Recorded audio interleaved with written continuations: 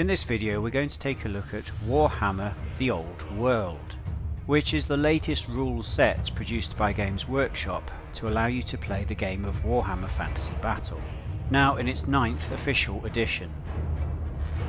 I've been playing Warhammer Fantasy Battle since the early 90s when it was in its 3rd official edition, and I continued to play through 4th edition, 5th edition, the Renaissance that was 6th edition, then 7th edition, and finally 8th edition. So now, with some brand new rulebooks to peruse, myself and my opponent dust off our old collection of Warhammer Fantasy models and decide to give it a try. In my opinion, Games Workshop has never been that good at writing solid rule sets for Warhammer Fantasy, nor balanced army lists. But what they are very good at is creative world building through their lore writing, their artwork and their miniatures. So, like a long abused spouse returning to their controlling and coercive partner, I decide to give Games Workshop one more chance, in the hope that maybe this time things will be different. To begin with, things look promising, as all the army lists, official and unofficial, have been released together, as well as a comprehensive rule set.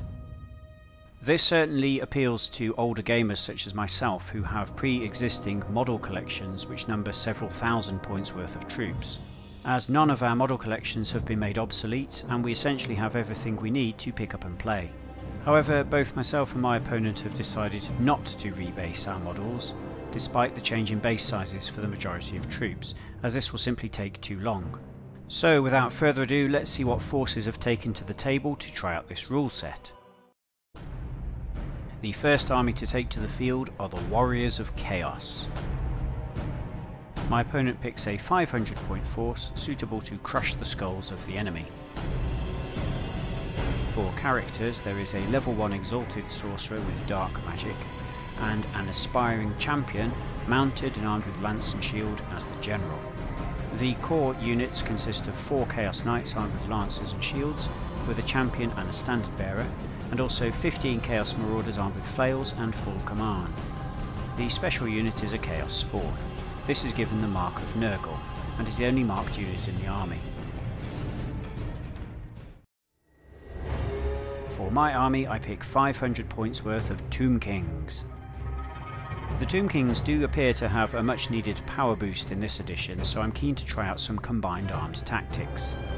For characters, I have a Tomb Prince on foot with a great weapon as my general, and a Mortuary Priest with the lore of Necromancy, also on foot. For core units, I have 19 Skeleton Warriors armed with spear and shield and full command. They are accompanied by 3 Skeleton Chariots and 8 Skeleton Skirmishers armed with bows. A single Tomb Scorpion is the army's special choice, and I decide not to entomb it beneath the sands. Our battlefield is 90 cm by 120 cm. The armies will deploy along the long edges with 60 cm between them. The terrain includes 2 stepped hills, and for this game only infantry may climb them. There is a small piece of elevated terrain which is open ground,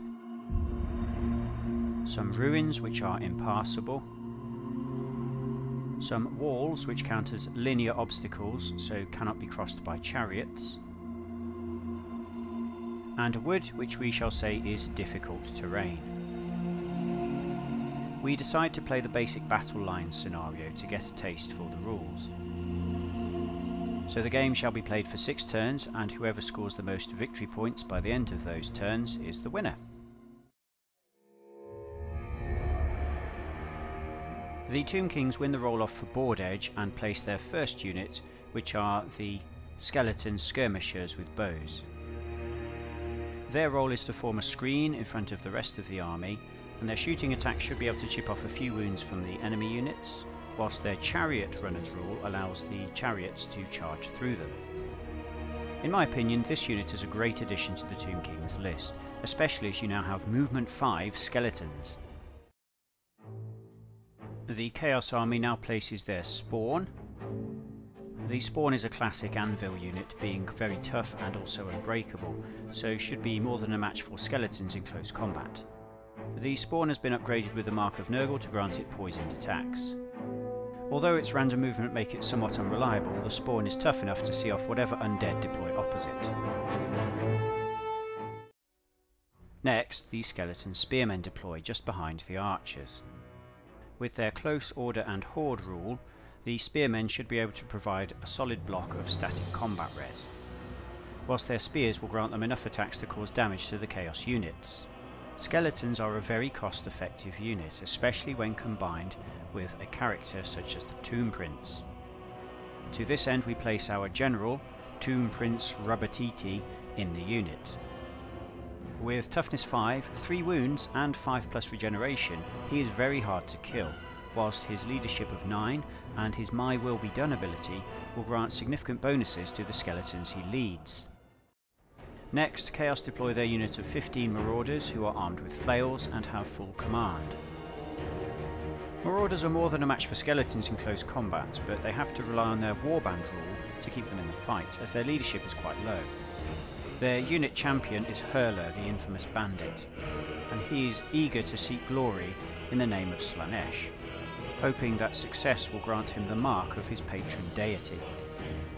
The Marauders are placed between the 2 rocky hills directly opposite the skeletons. Next, the Tomb Scorpion is placed alongside the skeleton spears. For 70 points, this monster is extremely powerful, as the Killing Blow and Monster Slayer special rules make the Scorpion a very daunting prospect for enemy single models to attack. By combining the Scorpion's footprint with that of the skeleton spearmen, you protect the skeleton's flank, and make them a much less desirable target for the enemy to charge, as they will be bringing the Scorpion into contact alongside the skeletons. And this principle can be applied to any powerful monster and weaker infantry units. The Chaos Knights, armed with lances and shields, now deploy alongside the spawn. They have a unit champion and a standard bearer, and are sworn to the service of Slaaneshi, although they are yet to receive his mark. Their heavy armour, shields and barding give them a 3+ save, whilst their lances deliver strength 6 attacks on the charge. This unit by itself is fully capable of taking on and beating any of the undead units, but to add to their power, we also place the army general with the knights. This is Krastoller, the aspiring champion. He's armed with lance, chaos armour and shield, and rides a barded steed. Although sworn to Slaaneshi, he is yet to receive the mark of his god. But by crushing his enemies, he hopes to attract the attention of his deity and gain glory in battle. The skeleton chariots now set up behind their screen of skirmishing archers. This is the hammer unit of the undead army, capable of dishing out up to 9 impact hits on the charge. Their role will be to wait behind their skirmishing screen of archers until the time is right for a strike. And with any good fortune, the target of their charge will be swept away and crushed under their wheels. Finally, Chaos place their sorcerer, who is Death Hand, an unmarked follower of Nurgle. This is a level 1 Chaos sorcerer who has taken dark magic as his lore. He comes with chaos armour and an impressive stat line which outclasses most other spellcasters in the game. For his spell, he takes Doombolt. The Tomb King's final placement is their Lich Priest Atar of the Rhubbatiti. Atar is a level 1 mortuary priest with the lore of necromancy. For his spell, he takes the Cursed Blades of Jaff. He is deployed behind the army, and his role is simply to keep the army fighting by resurrecting the fallen. The best addition to the Tomb King's list, in my opinion, is that resurrecting the fallen is now a character special ability, not a spell. With both armies now fully deployed for battle, it's time for the generals to come up with their battle plans. The Chaos plan is simple and brutal. March forwards, charge, and crush the enemy in combat. Meanwhile, the Tomb King's plan is to use the skirmish screen to draw out the enemy charges, and then countercharge through the screen with chariots, before following up with spearmen and scorpion to mop up. We then roll for the first turn, with Chaos getting +1 as they finish deploying first, but the Tomb Kings win. The Tomb King's skirmishers begin by making their vanguard movement towards the enemy. and this brings the Chaos units into bow range. In the strategy phase, Atar begins by casting Jaff's Cursed Blades. He succeeds with a roll of 8, and the enemy try and dispel it but fail. All units that are within 7 inches of Atar can now reroll 1s to hit. Next, Rhubbatiti invokes My Will Be Done and grants +3 movement to the skeleton spears. In the movement phase, all undead units move forwards, bringing further chaos units within bow range. In the shooting phase, all undead missile units target the marauders. The chariots can see through the skirmishers and they go first. They have 6 shots.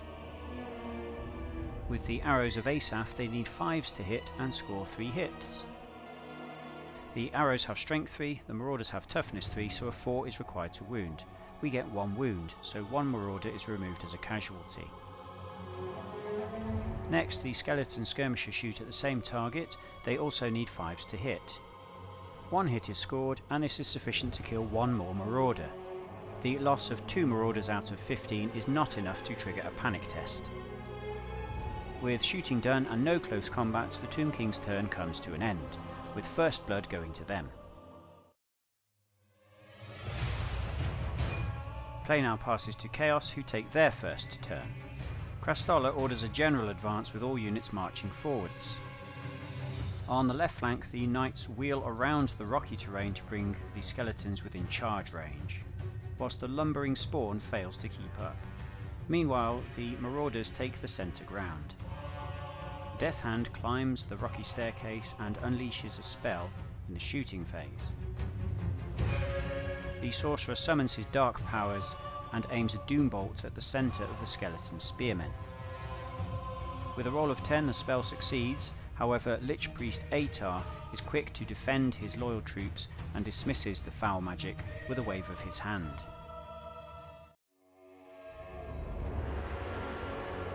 In their second turn, the Tomb Kings begin their strategy phase with Atar once again summoning Jaff's Cursed Blades. Rhubbatiti once again grants extra speed to his skeletons using My Will Be Done. And in the movement phase, the chariots declare a charge through the skeleton skirmishers into the marauders. The charge roll succeeds and the marauders elect to hold. As the marauders currently have a higher unit strength than the chariots, they don't have to take a fear test in the combat phase. The skeleton skirmishers then move sideways to the right, entering the wood, whilst the skeleton infantry and the scorpion wheel to the right to face the Chaos Knights. Atar moves up at the rear, keeping as many units as possible within his command range. In the shooting phase, the skeleton archers target the knights but fail to cause any hits. In combat, the impact hits of the chariots, plus the thundering hooves of the horses and the spears of the crew, kill off 6 Chaos Marauders. This is sufficient to kill all the models in the front rank. However, as none of the attacks were targeted against the champion, Hurler the Infamous Bandit is permitted to make his 2 attacks and he swings back, inflicting 2 wounds on a chariot. With no more attacks to be made, we work out the combat result.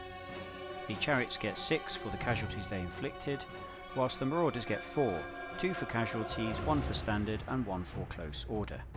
The marauders have lost combat by 2 points, so must take a break test, with a +2 modifier to the dice roll. The break test is a 2d6 roll compared to the unit's leadership. For their break test, the marauders roll a 6. This unmodified roll is less than the marauders' leadership of 7. But with the +2 modifier to the break test, the modified result is 8, which is higher than their leadership. In this case, the marauders fall back in good order, as they are not outnumbered more than 2 to 1 by the chariots. A fall back in good order move is simply a 2d6 flee move directly away from the chariots, with a free reform at the end of it. The marauders run into the relative safety of the gully between the 2 hills, and then reform into a long line to face the chariots. The chariots then make their pursuit move but roll abysmally, clearly having broken some wheels during the charge. As a result, the chariots fail to catch the marauders and are left in the open as sitting ducks for the knights.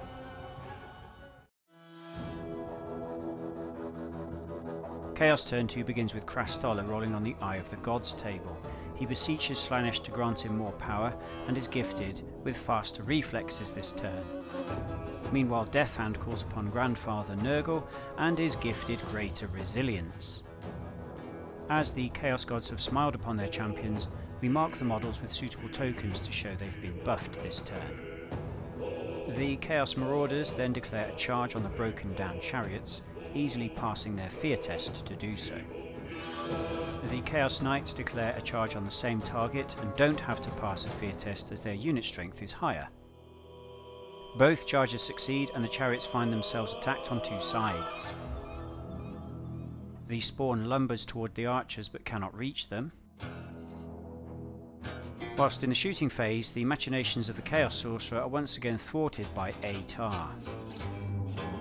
In the combat phase, the combined charge of the General plus his lance-armed bodyguard and the flails of the Marauders make short work of the undead chariots, who fail to make any impression in return. The chariots are all removed as casualties and the knights elect to overrun out of the path of the oncoming skeletons. The knights roll just far enough to get out of the charge arc of the Scorpion and Rhubbatiti's unit. The Marauders also overrun in order to further protect the rear of the knights. In one fell swoop, the Chaos units have removed the hammer unit from the undead for 0 losses.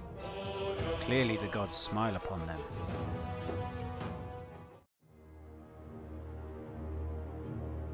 Roused to wrath by the loss of the chariots, Rhubbatiti uses his power of My Will Be Done to grant the skeletons extra movement speed this turn, ensuring that they and the Scorpion make an easy charge into the waiting Marauders. Due to the initiative bonus granted to charging units, the skeletons and the Scorpion will all go first. As the undead outnumber the Marauders, in the combat phase the Marauders will have to pass a fear test. Elsewhere, the skeleton archers beat a hasty retreat away from the spawn, whilst Atar moves towards the combat.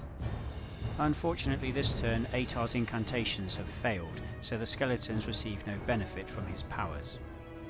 In shooting, the skeleton skirmishers target the vile spawn of Nurgle, and succeed in scoring 2 hits and 2 wounds. Clearly Nurgle's blessings are naught compared to the power of Asaph. In combat, Tomb Prince Rhubbatiti confronts Hurler the infamous bandit and issues a challenge.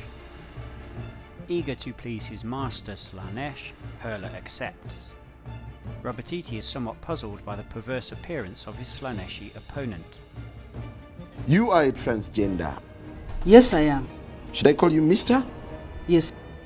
While in transition, you're having a girlfriend. Yes. Doesn't that make you gay? What do you mean, doesn't that make me gay? I am male and attracted to a female. You are gay. Whilst the challengers settle their differences, the combat swells around them, with the Scorpion decapitating 3 Marauders. The skeleton spears manage to kill 2 more Marauders, for a total of 5. In the challenge, Hurler fails to win his argument with the Tomb Prince and is cut down. And the remaining Marauder can do little to affect the Tomb Scorpion, before he is slain by the beast's stomp attack. At the end of the combat phase, all the Marauders have been killed for no losses to the undead. Despite this, the Chaos Knights pass their panic test. The Scorpion then reforms to face the Knights, whilst the Spearmen reform to face the Spawn.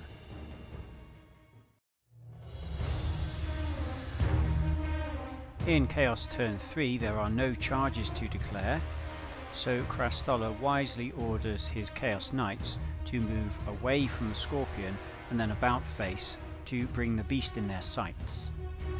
Meanwhile, the Spawn's random movement is sufficient to bring it into contact with the archers, who cannot stand and shoot. Although wounded, the Spawn is tough enough to lock the archers in combat for the rest of the game. Death Hand launches another Doom Bolt into the Spearmen, and once more it is blocked by Atar.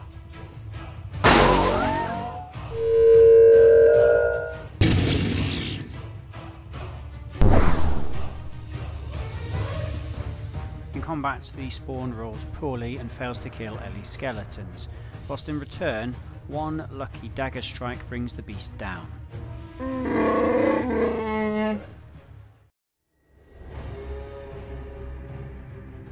In turn 4, Rhubbatiti uses My Will Be Done to grant his skeletons extra speed once more.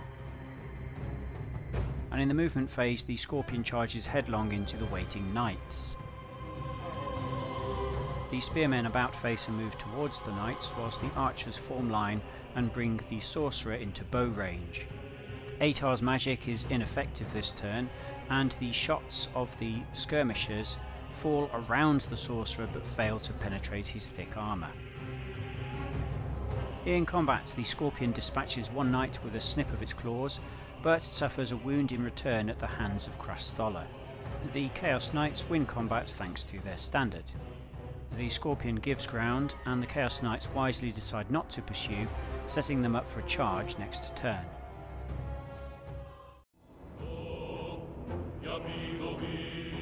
The Eye of the Gods proves fickle for Death Hand this turn, and he is afflicted with stupidity. Meanwhile, the Chaos Knights level their lances and charge back into the fray against the Scorpion, with Slaaneshi granting Krastoller greater skill at arms. Despite his stupidity, Death Hand finally manages to release a Doom Bolt straight into the centre of the skeleton spearmen, killing 3. In combat, Krastoller and his knights make short work of the Scorpion, suffering no losses in return.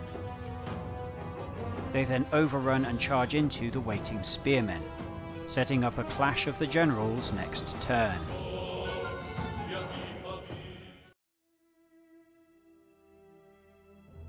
The Tomb King's next turn begins with the strategy phase, where Rhubbatiti successfully grants himself and his unit +1 weapon skill, whilst Atar summons the power of Jaff to grant cursed blades to the rest of the army.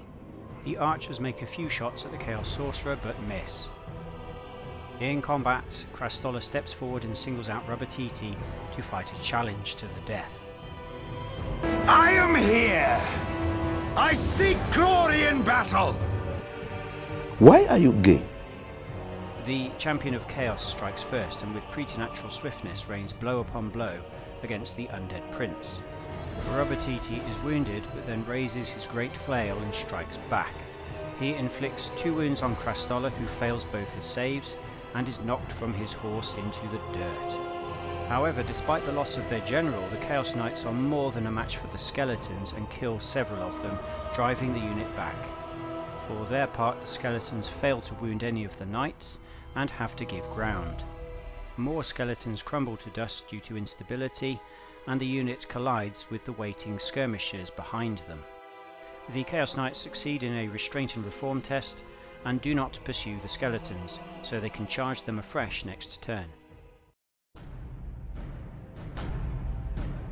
At the start of turn 5, Death Hand receives the Diabolic Splendour of Nurgle, gaining +1 leadership and +1 strength for the rest of the game.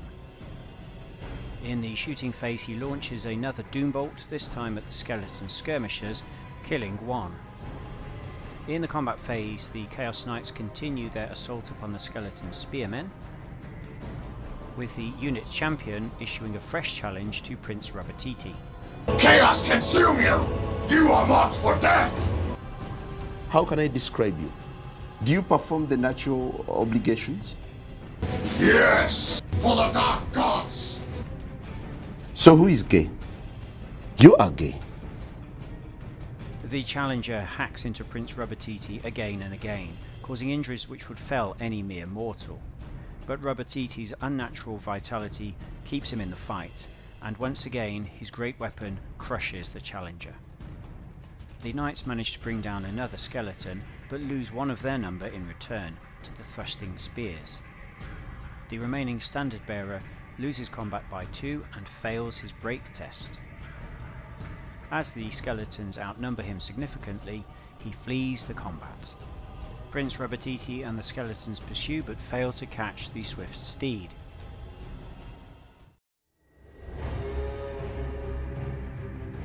In their final turn, the Tomb King's archers line up to take shots at the Chaos Sorcerer on the hill, whilst Atar once again empowers their weapons with the Curse of Jaff. And for the first time this game, he also resurrects the Fallen. Rhubbatiti then declares a charge on the fleeing Chaos Knight standard bearer, forcing him to flee again. The Chaos Knight heads for the hills with the prince's taunts ringing in his ears. Why are you running? Unable to catch his quarry, Rhubbatiti has to settle for watching the fleeing Chaos Knight disappear over the horizon. The skeleton skirmishers unleash the arrows of Asaph, carrying the curse of Jaff, at the sorcerer. One arrow penetrates his mystical armour, inflicting a wound, but the sorcerer stays standing.